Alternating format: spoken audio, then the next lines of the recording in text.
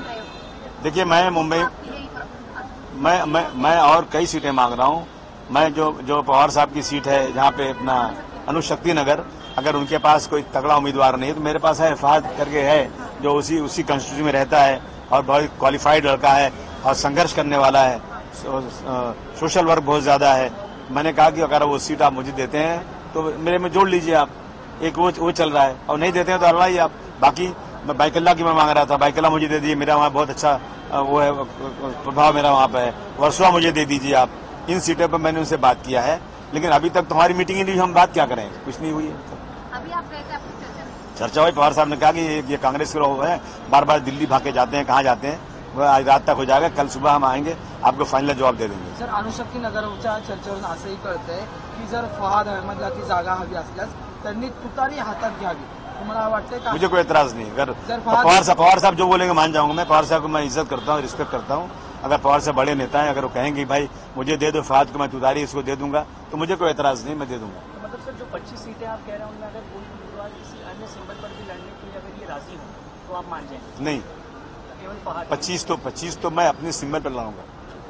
और उसके अलावा फहाद को आप दे सकते? हाँ, फहाद को दे सकता हूँ कि वो मेरी सीट नहीं है, वो सीट उनकी है, और उस सीट पे उनको कुछ माइनॉरिटी का लड़ाना है। माइनॉरिटी की सीटें वो कम एक ही और लड़ा रहे हैं, तो उनका ये दुख देख करके कि उनके पास माइनॉरिटी का उम्मीदवार नहीं है, तो मैं मेरा उम्मीदवार उनको दे सकता हूँ। क्या हम ये बात मान सकते हैं कि अगर पवार साहब वहाँ कहते हैं तो फहाद राष्ट्रवादी शरद पवार गुट के हिस्सा बनेंगे? हाँ, यस, अगर पवार साहब कहेंगे तो मैं मान जाऊंगा।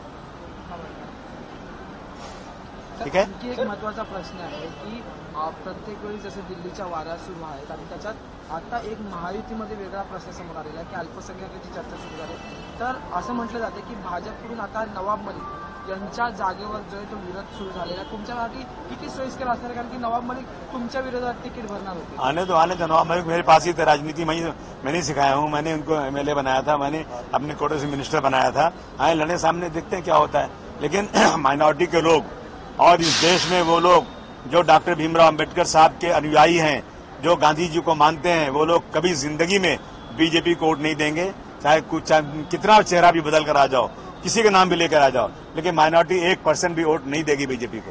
सर, 85 का फॉर्मूला तय हुआ था, लेकिन अब अलग अलग बयान सामने आ रहे हैं। वडेट्टीवार कहते हैं हम 104 पे लड़ेंगे, वहाँ संजय राउत जी भी कहते हैं हम सेंचुरी मारेंगे।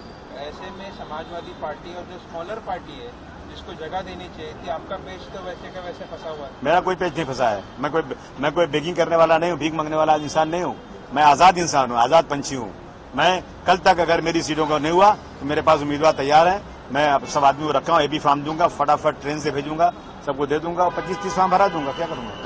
25 के लिए आप तैयार हैं? 100%। और अगर 5 सीटें मिल जाती है जो अभी तक डिक्लेयर हुई है तो उसमें आप सम्मान के साथ बातें करते हैं। ज्यादा मोलभाव, ये बनिए की दुकान नहीं है कि मोलभाव करने का है। ये मैं मारवाड़ी नहीं हूँ कि बनिए की तरह से अरे साहब 5 रुपये में दे दो, 3 रुपये में दे दो, ये सब नहीं करता मैं। 1 to 1 बात करो, खत्म करो। और सर, फहाद की बात की जाए तो क्या राष्ट्रवादी में वो शामिल हो सकते हैं? नहीं, अगर पवार साहब कहेंगे ऐसी कोई बात तो मेरी नहीं हुई है। यदि पवार साहब, अब आप जी मुझे क्वेश्चन पूछ रहे हो तो मैं रिप्लाई कर रहा हूँ।